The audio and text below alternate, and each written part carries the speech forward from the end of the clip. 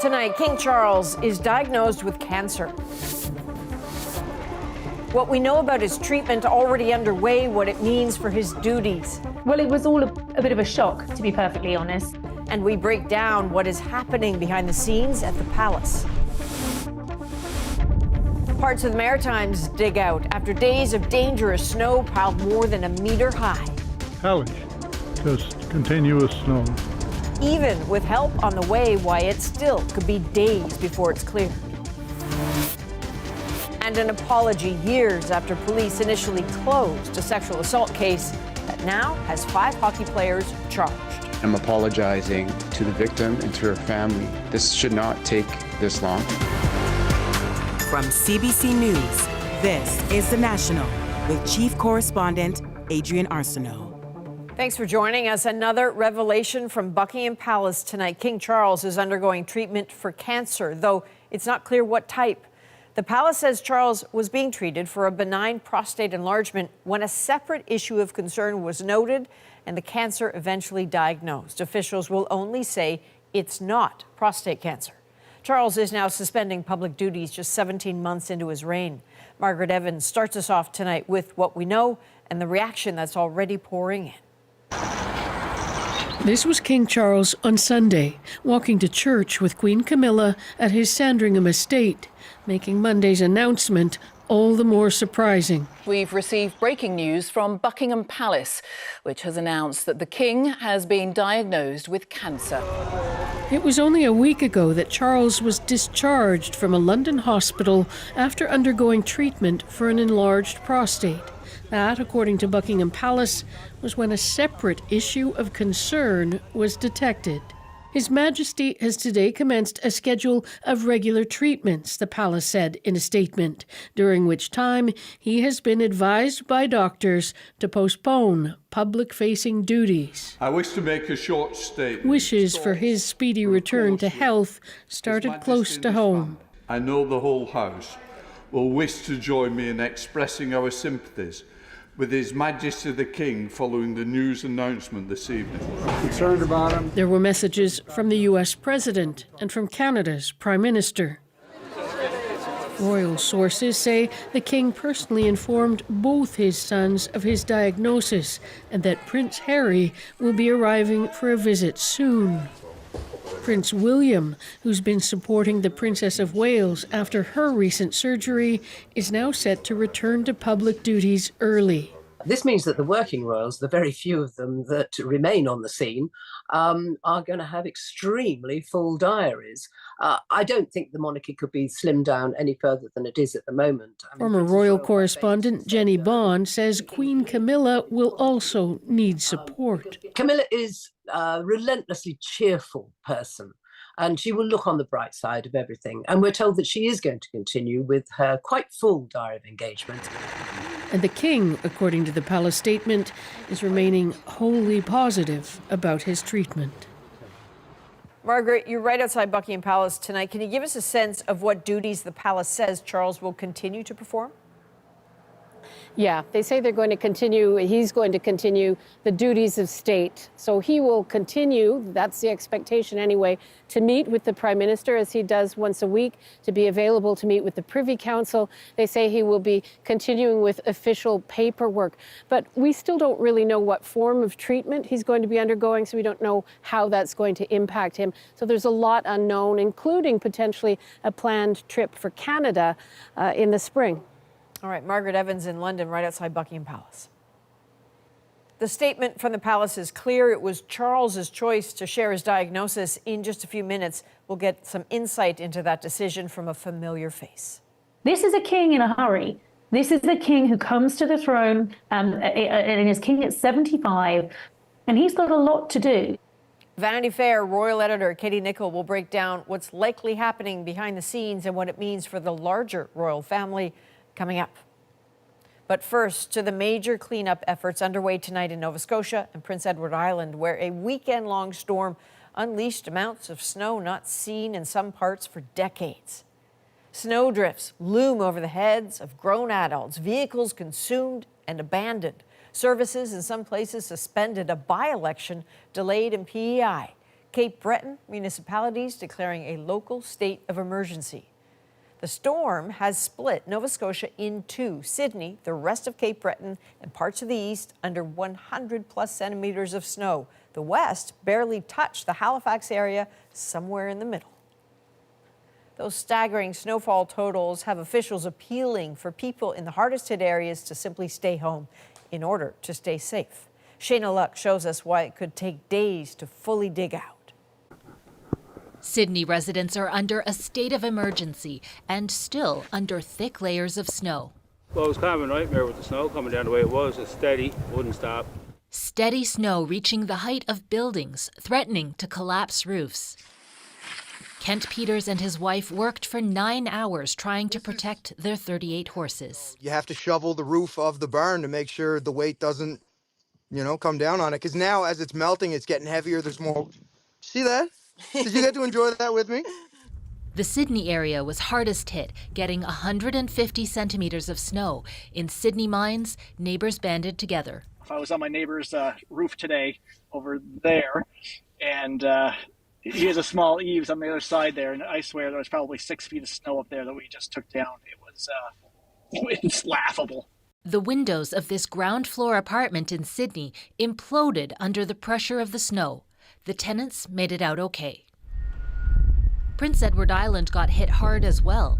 In Charlottetown, impassable roads trapped Whitney Painter an hour away from her mother and daughter. It's like you need a big truck and a plow, and I don't know how people are doing it.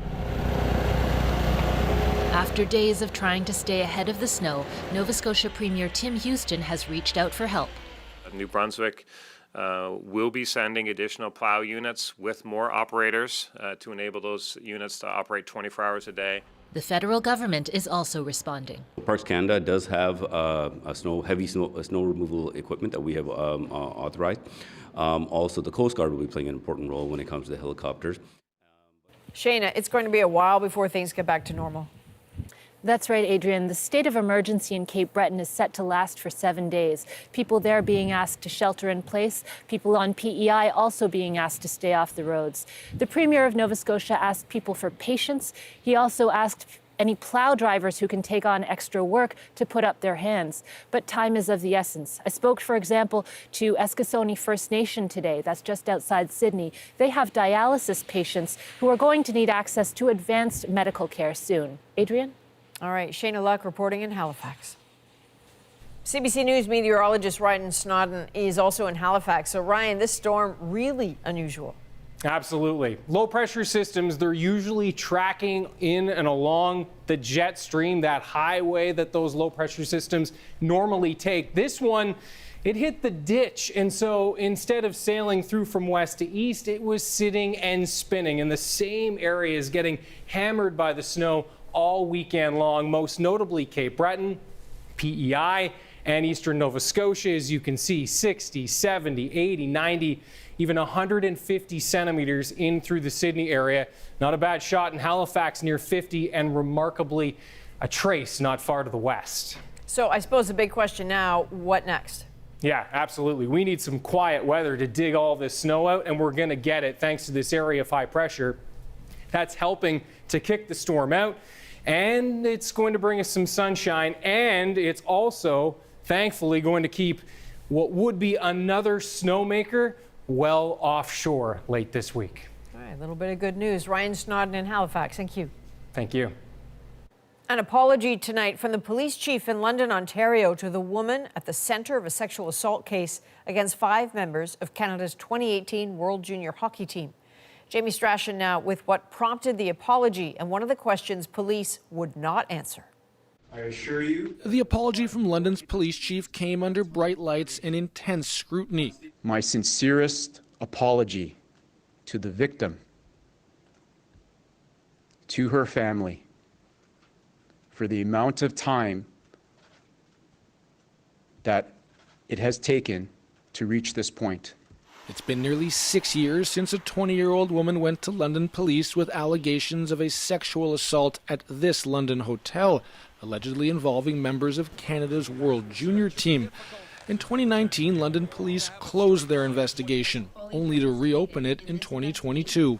Upon review of the occurrence, it was determined that there were additional steps that could be taken to advance the investigation. In late January, 5 members of the team, 4 of them current NHLers, were charged with sexual assault. The chief insisted the players got no special treatment. I know nothing about hockey. This is a sexual assault investigation. Police said new leads, additional witnesses, and evidence uncovered during a 2022 review led to charges, but wouldn't say why it took 6 years to get to this point. I can't answer that question. I can't speak to that. Unacceptable, says this victim's advocate. Sexual assault victims deserve to know the answers. Otherwise, how can we trust this investigation going forward? Still, this longtime London criminal defense lawyer called the chief's apology significant. When the chief of police comes out and apologizes as many times as he did, that apology is based on there's something wrong inside his house. At a brief court hearing today, the Crown told lawyers for the accused to expect substantial evidence disclosure in coming days. It could be more than 2 years before this case finally reaches trial. Jamie Strachan, CBC News, London, Ontario. There's a new twist in the case of Yaroslav Hanka. He is the Ukrainian veteran whose standing ovation in Parliament triggered a diplomatic disaster after it was later revealed he'd served in a Nazi unit. Now, confirmation the Prime Minister invited Hanka to an event taking place later that same night. Kate McKenna now on the invitation and the questions it raises. Canadian lawmakers applauding a Ukrainian man who fought in a Nazi unit made international headlines and embarrassed the country. Now we're learning there's more to the story. Before he was recognized in the House, Yaroslav Hanka was personally invited by the Prime Minister to a private event. This event in Toronto, welcoming the Ukrainian president to Canada. Hanka didn't go, but this revelation calls into question who knew what, when, and why someone invited to an event by the Prime Minister wasn't vetted. At the time, Trudeau laid the blame on then-Speaker Anthony Rota, who resigned days later. The Speaker was solely responsible for the invitation and recognition of this man and has wholly accepted that responsibility and stepped down. This was a mistake that has deeply embarrassed Parliament and Canada. The Prime Minister's office now says in a statement the Prime Minister had no knowledge of this individual before the independent recognition by the former Speaker of the House of Commons. The individual in question's name was submitted by the Ukrainian Canadian Congress. This new information will force the Prime Minister to once again respond to an ugly incident that's already strained Canada's relationship with Ukraine. Russian propagandists used this incident to paint Ukrainians as Nazis. In an exclusive interview with Chief Correspondent Adrian Arsenault, the First Lady of Ukraine underscored the seriousness. It's bad that we conducted our research afterward, and not the people who had invited him to the Parliament. So, Kate, a lot of people were at that event. I got an invitation. I went hoping maybe this is a chance to secure an interview with the Ukrainian president. That did not happen, by the way. Do we know how it is organizers decided who was invited? Well, the Prime Minister's office says more than 1,000 people were invited, and hundreds of Canadians were invited upon the recommendation of groups like the Ukrainian Canadian Congress.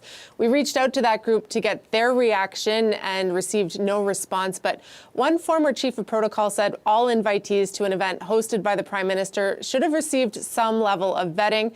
And in a statement, the Conservative leader's office said Trudeau misled the Canadian people and is blaming everyone except himself. All right, Kate McKenna reporting in Ottawa. Still in Ottawa, the sexual assault trial of the military's former head of human resources is now underway. Kayla Hounsell now with the first day of testimony. As former head of HR, Hayden Edmondson had power to discipline Canadian military members found to have engaged in sexual misconduct. Now he faces charges himself. 1 count of sexual assault and 1 count of committing indecent acts. His trial began with his accuser taking the stand. It's been a long time coming. It's been very stressful on her and her family, but I think she's very relieved and at peace that she can, tell her story into an open court. The woman, whose identity is protected under a publication ban, told the court she was deployed on a Navy ship. Part of her job was to wake officers for their night shifts. She said Edmondson's behavior progressed. She eventually found him naked. She said he raped her days later. She did not report the matter. He was a high-ranking officer. What would have been the consequence of me yelling, me pushing, me saying no, me not following orders, she testified. It's an important case because it's one of the first of many cases that will go be seen under the civilian system. Edmondson was one of several high-ranking military members accused of sexual misconduct in 2021. The handling of sexual... A damning 2022 report by former Supreme Court Justice Louise Arbour called for all military sexual assault cases to be transferred to the civilian justice system. I accept... Then Defense Minister Anita Anand pledged to do so, but since then, just over half have been. If he is found guilty, there might be a lot of movement for victims. If the charges are stayed or he is acquitted, there might be a lot of pushback and resistance to the culture change that the military is currently pursuing. Edmondson has pleaded not guilty. His lawyer, Brian Greenspan, has said he looks forward to restoring his reputation. Kayla Hounsell, CBC News, Ottawa. A major initiative tonight from CBC aimed at better serving and reflecting First Nations, Inuit, and Métis communities. Thank you. A song of celebration as details of CBC's first ever national Indigenous strategy were unveiled at the Canadian Museum for Human Rights in Winnipeg. Our children need to see themselves represented on television. And yes, we need to see ourselves represented in senior leadership roles in CBC. The plan includes hiring more Indigenous people, promotion of Indigenous languages, and studying CBC's past coverage of Indigenous stories. We will tell our stories, and we will tell the truth about our people. A new office will track progress and issue an annual report with input from staff and viewers. Tens of millions of people are facing flood warnings in California after record rainfall and hurricane-force winds. That one part of the hill slid on his car, and it shoved him all the way down here. Why the danger isn't over yet. Next. Plus, a Canadian astronaut gets ready for the moon. To come around the far side of the moon and see our planet from the perspective of the moon, oh, whoa, it's going to be mind-blowing. Jeremy Hansen on the challenges of NASA's Artemis mission. And later, an Ontario woman gets a gift from the past. It's a part of our family history. The wallet lost and then found 4 decades later. We're back in 2.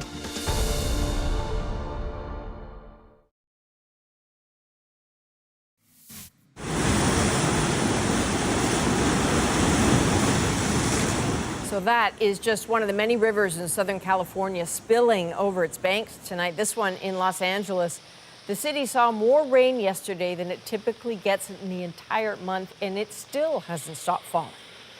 So that, of course, has tens of millions of people under flood alerts tonight. Paul Hunter shows us the damage and why California is bracing for more to come. Look at this slide. Oh, my gosh. Look at that truck caught in the middle of it there. First came the rain, then came the mudslides. Wow. What a mess. And that's hardly the worst of it. This is the foundation of 10334 Caribou Lane, and this is where the house sits now. It was like thunder, like, and then the sound of trees, I thought, snapping like twigs. And it was just this house, just completely disintegrating. Overnight in Southern California and throughout the day, the rain was relentless. And with the wind that came with it, leaving destruction throughout the state. That one part of the hill slid on his car, and it shoved him all the way down here. The storm is part of what's known as an atmospheric river, a system that's swept up and over the Pacific toward California, soaking up moisture along the way, strengthened by an extra strong El Nino pattern warming the ocean, strengthened further by the effects of climate change.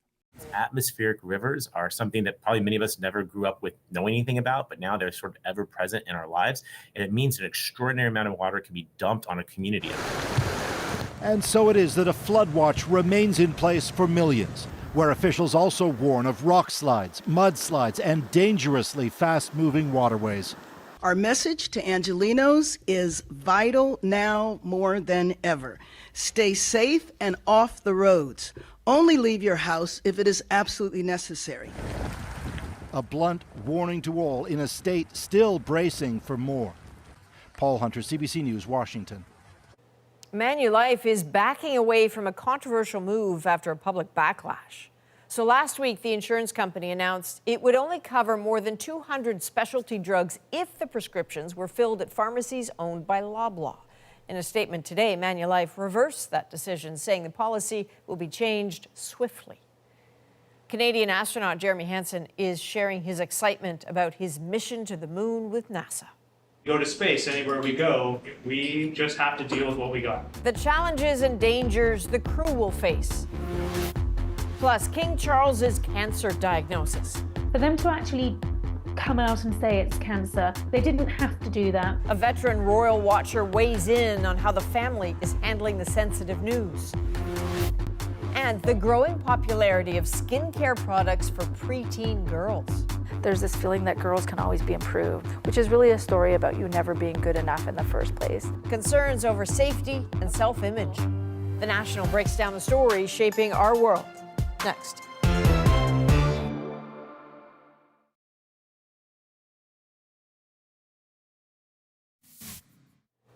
NHL legend Lanny McDonald is recovering in hospital after a cardiac event. It happened Sunday at the Calgary airport. The Flames veteran shared the details on social media today, thanking two nurses who jumped into action to help him. He said his wife wasn't able to get their names, but he is eternally grateful for their care and action, adding, "I owe them my life." Canadian astronaut Jeremy Hansen is poised to make history next year when he and 3 others embark on a voyage around the moon. Alison Northcott got an inside look at his intense training for such a risky mission. I'm Jeremy Hansen.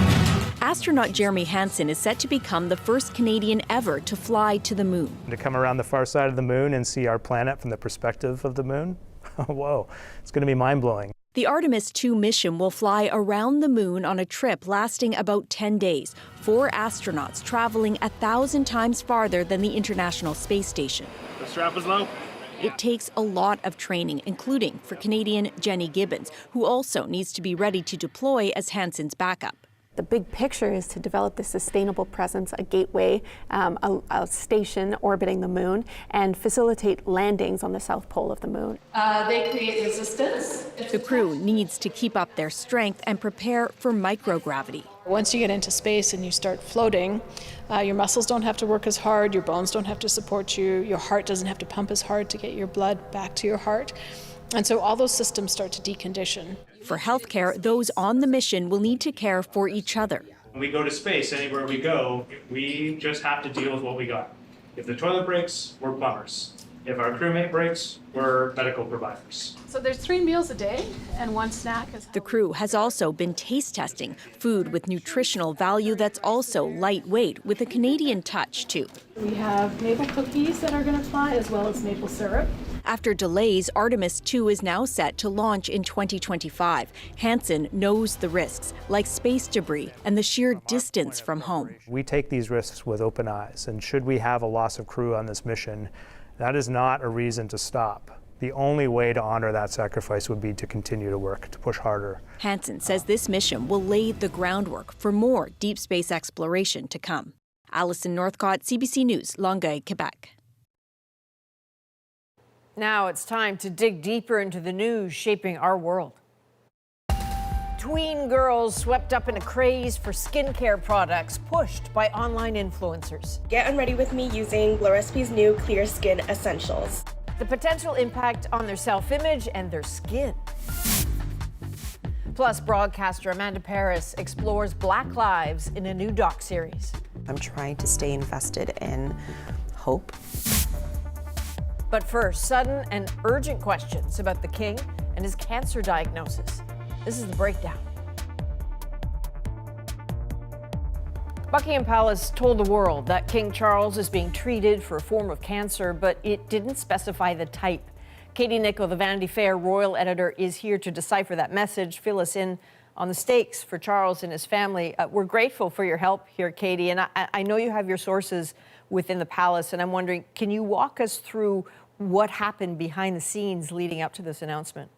Well, it was all a bit of a shock, to be perfectly honest. I was told that he was recuperating really very nicely at Sandringham, and that this diagnosis has come as a real blow for the king. In fact, he was apparently very impatient to get back to work and looking forward to getting back to work. I think it's fair to say that it struck people as unusual a few weeks ago that the palace was so open about this diagnosis of an enlarged prostate. It seemed odd for them. So a lot of disclosure then, not as much now, aside from the basic human desire to have some privacy when you're dealing with a terrible diagnosis like cancer.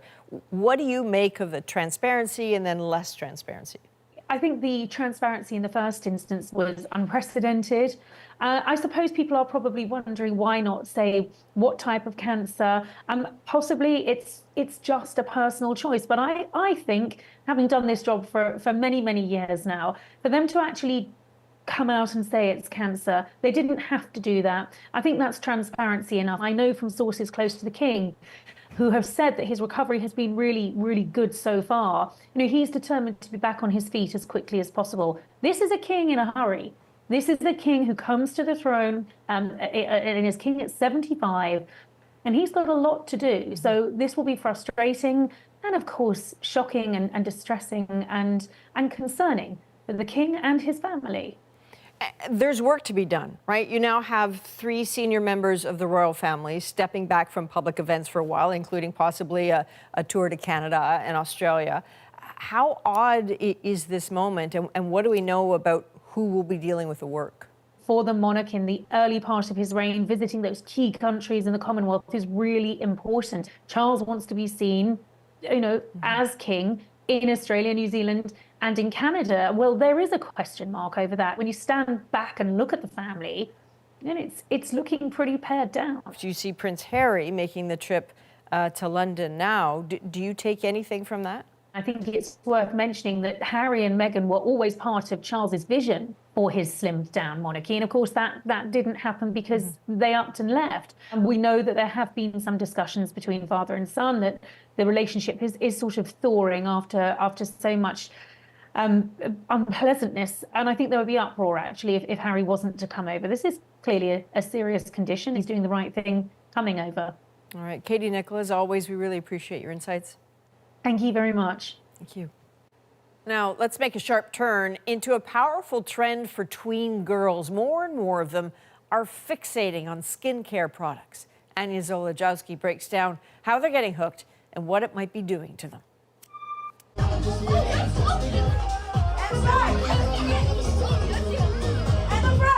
20 young girls at this 8-year-old's birthday party. Look closely. This isn't a jungle gym or an arcade. It's a Sephora. How do we feel so far? We feel good? They're all getting skincare and makeup done. Abby Brass organized the event for her daughter, London. It was the only party that literally no one said no to. I've never had 100% RSVP positive on an invitation, but everyone wanted to come to Sephora. Skincare has become a major craze for young girls, and by young, I mean not even teenagers yet. Every time I've stepped into a Sephora recently, I've seen some inside, and I'm not the only one noticing this. I do see it sometimes because of the whole concept of beauty and how things online can make you insecure. It does worry me a bit. Yeah. I have a younger sister, and she's definitely starting to get into more makeup stuff. I know a lot of girls are getting into retinol and stuff. Yeah. And you don't need that for young skin. No. I mean, if they want to splurge their money here, let them, yeah.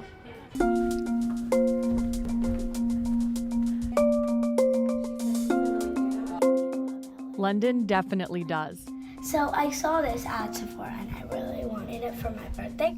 What would you normally put in with it? Like a bronzer, but I don't have it anymore because we traded. So You and your sister traded? We trade skincare a lot. Can you show me some of the TikTok videos that you follow? That's London's sister, 10-year-old Harper. Well, this was one too. It's like if she has that skincare product. And then another one. Another one, yeah. Another one. Another one. Ready with me for the Dolphins versus Chiefs game? These are Get Ready With Me videos. They're fun, casual, influencers at home showing off their favorite products. And look closely. Often, the content is sponsored. Get unready with me using Glow Recipe's new Clear Skin Essentials. And the products pushed aren't cheap. This kit costs more than $100. Still, Harper and her friends have even started to make their own videos. They don't post them publicly. They just share them with each other. You pump, and then you would add it in and then mix it. The skincare, as long as I'm monitoring it and making sure it's safe for them, it's not harming anyone. And when your daughters are consuming all of this content on social media, what are some of the negatives that you've noticed? You never know what's going to be out there, and I've often walked in and seen things that I don't find appropriate, and I make them turn it off, and I explain to them why they're not appropriate. I drunk elephant, and I thought to myself, wait a second, a few weeks ago, my niece, about 9 by the way, showed me how she got this new lotion. Turns out Sephora Kids, or kids flocking to cosmetic stores, really are a thing. Millions of TikTok videos turning the trend into a meme with the Sephora Kid hashtag. The rough housing, which it's going to happen. William Yap is a makeup artist in Edmonton who worked at Sephora until recently. He experienced the trend firsthand. Running around and spraying each other. It's not a playground. The influence of social media is so intense that kids are asking for specific products that they don't always know much about. And they aren't always open to hearing that. I clearly and nicely explained that this product that they're looking for does not actually in any way address the concerns that the child has. She stomps her foot, she looks at me, the child, and she goes, "You effing suck." And then she turned to her mom. This is a 10-year-old child. She looks to her mom and she goes, "You also effing suck." And then she just turned around and stormed out of the store. It was wild. Yap says many kids are well behaved, but still, staff and adult customers have complained about the mess some kids leave behind. Every generation is defined by its own trends and fads. For me, it was backcombed hair, side bangs, aviator sunglasses, and fat farm shoes. The difference, experts say, is that today, social media is exposing girls to advertising basically nonstop, and they don't even realize they're looking at ads. I think that's really tricky, right? This is becoming a really blurred gray zone. Natalie Coulter is a professor at York University specializing in tweens and the internet. She says social media follows teens everywhere. I mean, I think on one hand, there's this feeling that girls can always be improved, that there's always some sort of regime, some sort of thing that should improve you, which is really a story about you never being good enough in the first place. All that influencing is working. Check out these numbers. Global analytics firm Circana measured Canada's beauty industry's sales revenue during the first 9 months of 2023. They found an 18% increase from the same period in 2022. Circana also said Generation Alpha, kids born in 2010 and later, will drive the boom for years to come.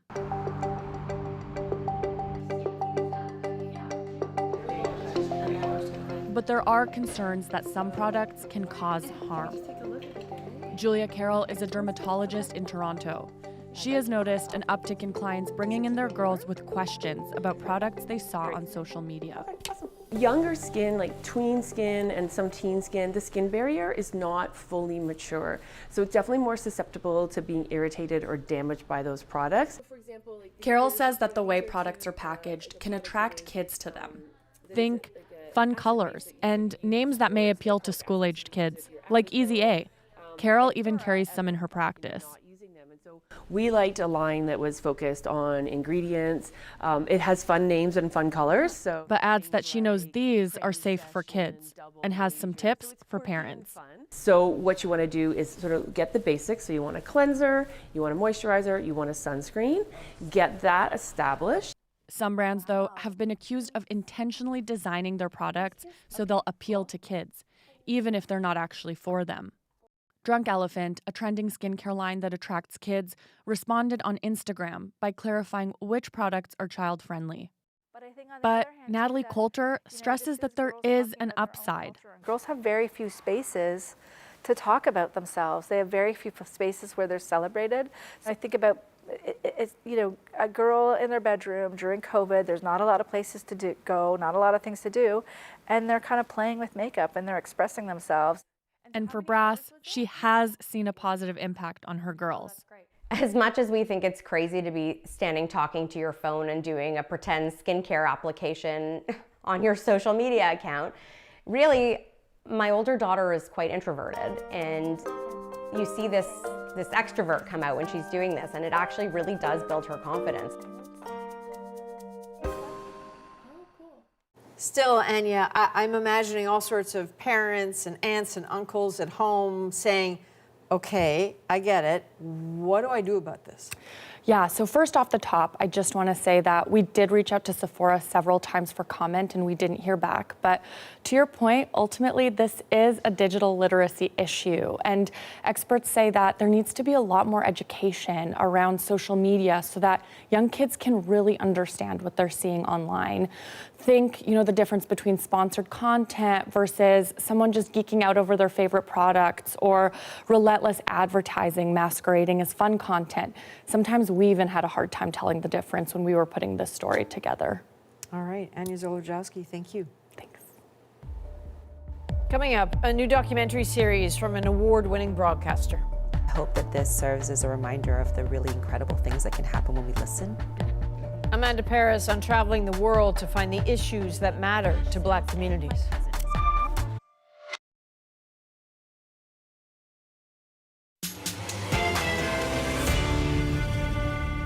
In her new doc series, award-winning broadcaster Amanda Parris shows us Black lives in a new light. Like the beauty that exists in this community and in our culture. But there is also personal pain. I had a really painful miscarriage. For the Culture was years in the making. Magda Gabrisalasa met with Parris to break down all that she hopes to achieve with it. I feel shifted by the experience. I feel really transformed by a lot of the things that I learned and the things that people told me.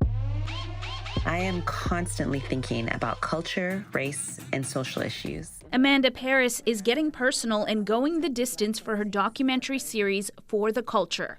Turning away from social media battles in favor of face-to-face conversations, she's highlighting the experiences of Black people around the world. It's a passion project that was a pandemic pitch. I've never felt more divided and more anger and vitriol in the world than in this moment. I'm sure there have been other times, but it just feels so intense right now. And so I hope that this serves as a reminder of the really incredible things that can happen when we listen. And she did just that, opening up conversations in a 6-part series shot in several countries, including Canada, the UK, and Grenada. Among the topics covered, the failures of education systems. I have not had a teacher in my 3rd and 4th period classes for over a week. The highs and lows that come with the business of Black hair. It is a Black-owned product, and I want it to remain that way. And you've likely heard of the glass ceiling. It's not about whether I can do the job, it's the intention of the hire. And one episode expands on that notion and explores the glass cliff, a theory that women and racialized leaders in organizations and institutions could be set up to fail. The whole infrastructure can be built up. And Parris met with community members, activists, academics, and artists. The series has some familiar faces like comedian Larry Wilmore, and others are on camera for the first time. I love looking at faces in general, and particularly Black faces and people that you don't often see on screen, just having them almost in full frame and seeing them up close and having them looking to the camera. And so we end every single episode with this montage of faces to remind you of the people at the heart of this, to remind you of the connection that you felt to them, and to remind ourselves of the beauty that exists in this community and in our culture. There's beauty, but there's also pain. This is my first delivery. No one's even believing that I'm still in pain. Birth is nothing short of a miracle. Standard of Care is the episode that pulls the curtain back on Black maternal health. Black maternal health, that was just very personal. It was inspired by the personal experience of getting pregnant and going through some really harrowing experiences in the healthcare system, and realizing that my experience was one that was shared by so many different Black birthing people. We don't have doctors here. Working on this episode would prove to be the hardest for Parris. While editing that episode, I had a really painful miscarriage. And in the process of that miscarriage, I also, again, faced really horrific treatment in the healthcare system. And so it, again, just became this affirmation of the theme of the episode and why it was so important to make it. And this is me. When you see Malcolm, you can see he really does look like me. Parris says her son was much of the inspiration for the Culture. When my son was about 6 months old, my husband was taking him for a walk in our neighborhood and the police started following them. And it was when my husband came home and told me this story, it was in that moment that I was like, oh, right, this world is not changing fast enough.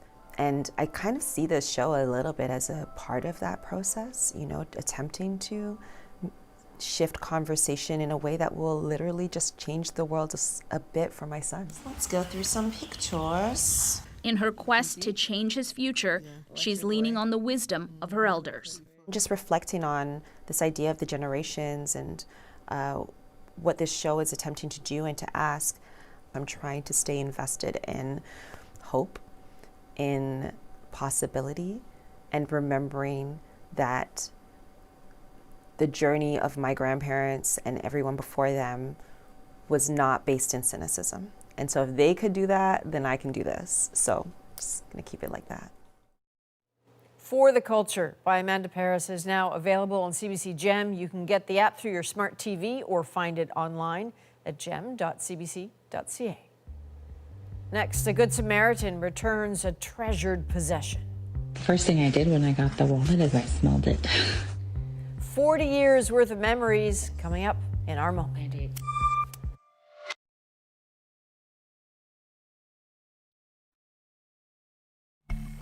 Take a look at this. These are the contents of the wallet that was returned to Vanessa Austin 40 years after it was lost. So it belonged to her mom, who lost it while shopping at Toronto's Eaton Centre, but with a little internet sleuthing, a Good Samaritan got it back in the right hands. The treasure chest of memories is our moment. Things in here I've never seen. On Friday, Jeff and I both got messages from the security guard at work saying that someone had dropped off a package. A man was working at the Eaton Centre and found something in the ductwork. This gentleman found a wallet. In the wallet was my mom's social insurance card from El Salvador and a really great picture of me and my dad. My mom's green card from 1984, a Toronto Public Library card, and my original birth certificate, which is interesting because my birthday's tomorrow. The first thing I did when I got the wallet is I smelled it. Yeah, it's a part of our family history. Thank you so much for giving me back 40 years of memory. So those were Vanessa's parents you just saw there. They were very grateful to get it because they said it's a little piece of their first days here and how special it was at the Eaton Centre. That they said was their go-to place all the time. For all of us here at the National, thank you for being with us. You can watch anywhere, anytime on the free CBC News app and subscribe to the National's YouTube channel. I'm Adrienne Arsenault. Take care.